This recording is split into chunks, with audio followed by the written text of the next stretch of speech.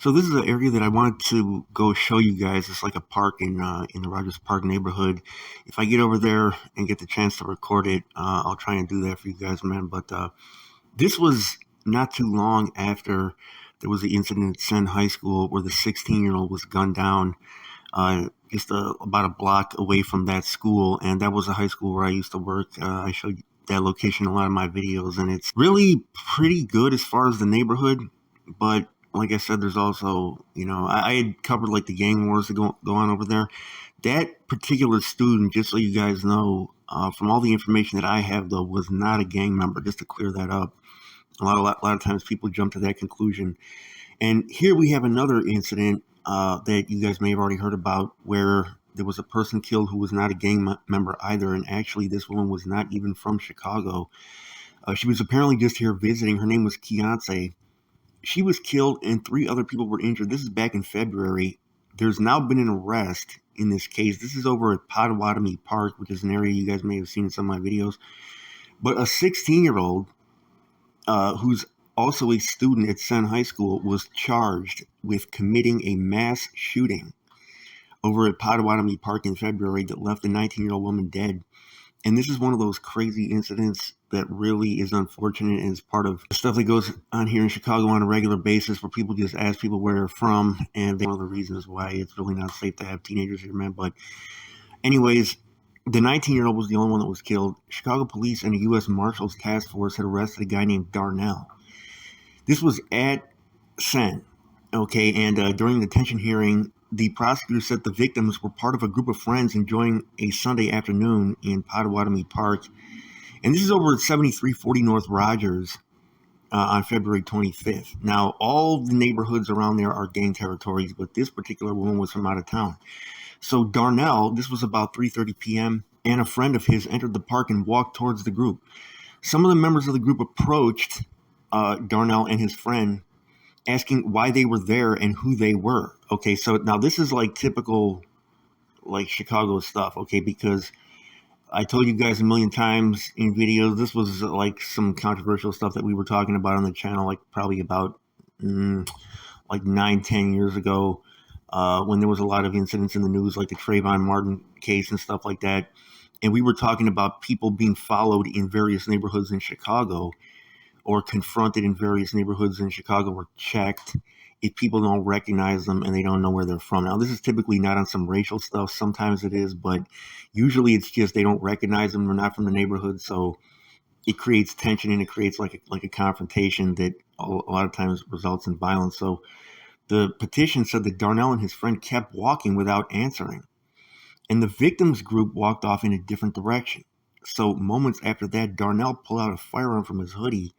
He turned and he began shooting at the unarmed group. Police found 11 shell casings at the scene. So Keontae was 19. She died. So court records also identify her by a different last name. I'm not giving her last name, but because she has two last names listed. But another 19-year-old woman and two men ages 22 and 20 were shot but survived.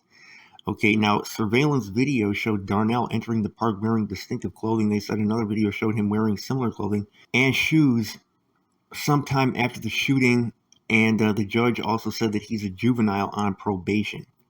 So this is a very interesting incident, because typically the way that it goes is that the shooter is the one who asks the other group where they're from, or the other person. Okay, there was an incident where there was a student, you guys know I live in Lakeview, in the high school over here, Lakeview High School. You guys see a lot of my videos. There was a guy, not a gang member at all, like totally not involved in any of that. Matter of fact, his mom and him were just about to leave Chicago like the next week and move away. He was bound for college, and he was just walking. This was like during one of the festivals, and some much older guy, like in his 30s, confronted him and asked him, where he was from, what he was, and Brandon didn't answer. He just like turned around and walked away, and the guy started busting and killed Brandon right there. That's the type of thing that a lot of young men in Chicago have to deal with. But this time it was the group asking him where he was from. So, it's a situation where if you do have to be in Chicago and you got to raise kids in here, and I mean, one of the most important things you got to tell them is you got to stay in your own neighborhood. You know what I'm saying? I mean, that's unfortunate that it's like that, but it's like that. And I'm talking about when it comes to going into neighborhoods that are like rival gang territories. I mean, if it's like, And even if your son's not in a gang, but if he's in a neighborhood that is a gang territory, if he goes into another neighborhood, okay, they don't know that, so they're going to check him to see where he's from. And then that's a very tense, explosive situation that I've just seen so many innocent people get killed over. And Keontae was not on anything. From what I heard, she was visiting from out of town. So, I mean, it's unfortunate that it's like that here, but it's like that, and I don't see it changing anytime soon. So, parents or kids, they're dealing with that reality. It's like if you're in a neighborhood that's gang territory, you go into the opposite neighborhood just to kick it, and you're not from there, and your friends aren't from there. It's like, your blood is on your hands at that point because you know how dangerous that is.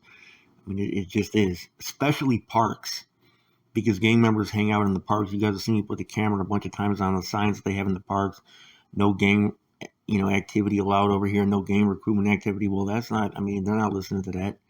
So, I mean, you see the gang members hanging out in the parks. So you go over to the park, you're asking for trouble. I mean, this isn't like the middle of nowhere in some small town. Like this is like gangland, central. So you got to live like it is what it is here, because I mean you can lose your life over nothing, which appears to be the case for Keontae, man. So rest in peace to Keontae. And if they got the right person, I mean, 16 years old, another young man threw his life away. If they got the right person, which oftentimes they don't, but another young man at that age apparently threw his life away over nothing because they weren't apparently even walking towards him. They were walking away. So it was no self-defense argument here. Like, not self-defense. They weren't blowing first, nothing like that. So I don't know, man. But hopefully, what happened, more of that will come out at trial, because a lot of times, it doesn't come out until long after. So another incident that followed that, and I'm not saying all these were related, but this is all the same area. 2 people were shot. I believe this was last Thursday, and they were both Senn High School students. Okay, so the one high school student was killed. Okay, at Senn. Then Keontae was killed. Then 2 more Senn High School students were shot. Okay, this is according to an email that was sent to the school's community just, I think, a couple days ago. Now, the news, they said, according to CWB, is a disturbing development coming 2 months after 3 of its students were shot. One of them was killed.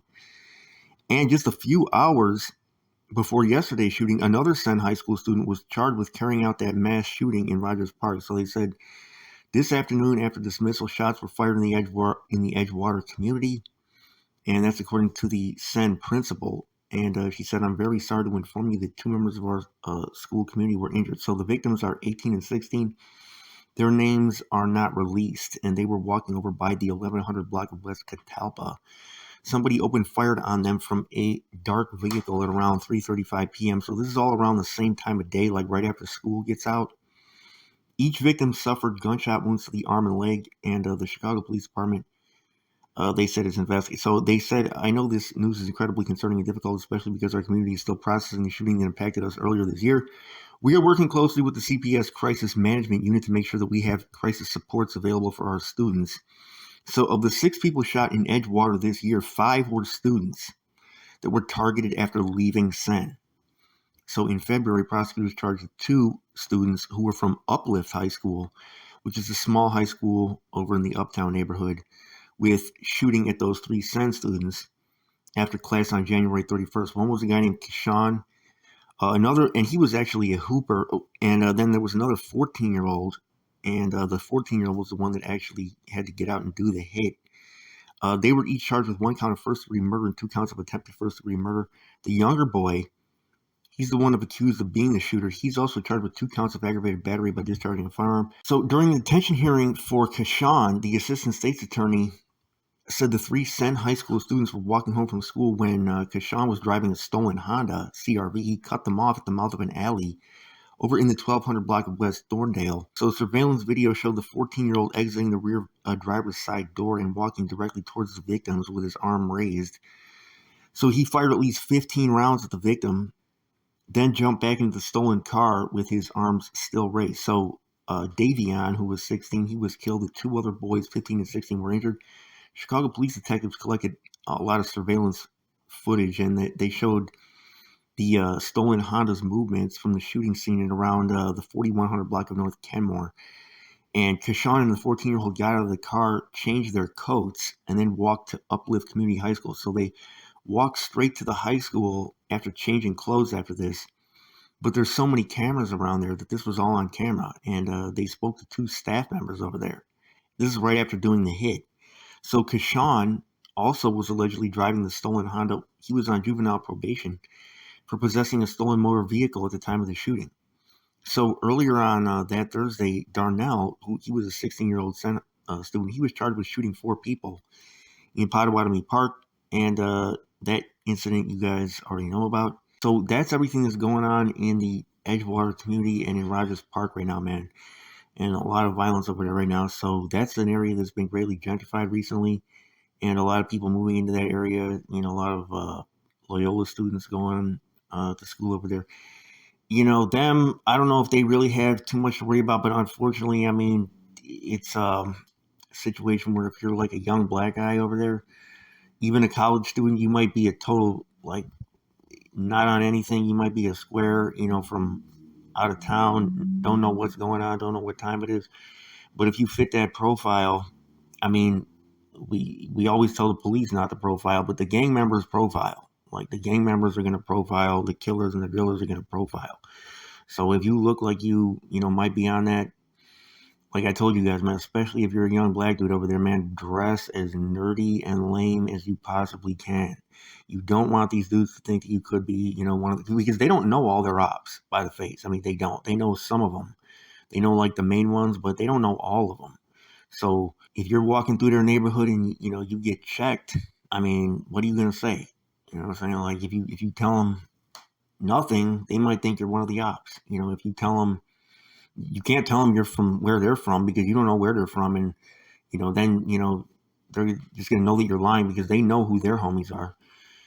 You can't tell them that you're from out of town or whatever because okay, I mean you can tell them that, but again, that sounds like a lie. So, I mean, bro, what are you gonna do? You know what I'm saying? So that's why I tell you guys, dress like a lame. I told one guy, he was asking me, like, he was actually coming from out of town to visit. He's like, what should I do? I told him he was an immigrant. He was, well, not him. His parents were immigrants from I think Nigeria. I said, bro, take out your like the best African clothes you got and just rock that. I said, get that dashiki, get that kufi hat, put that on because I've never seen the gang members rocking that. So just, you know what I mean, like go all out with that because you don't want to look like you're one of them. And they dress a certain way. You know what I'm saying? It's not like the 90s where this is colors and stuff. So, you know, back then, it's like you could wear whatever clothes you want as long as it wasn't the wrong colors. You were pretty good. Now, it's like any clothes that are kind of like that urban style is like you're going to let guys know that you're, you know, possibly part of that life. So don't do that, man. Dress like a nerd, man. That's the best advice I can give. Your boy Chicago News. I'm out.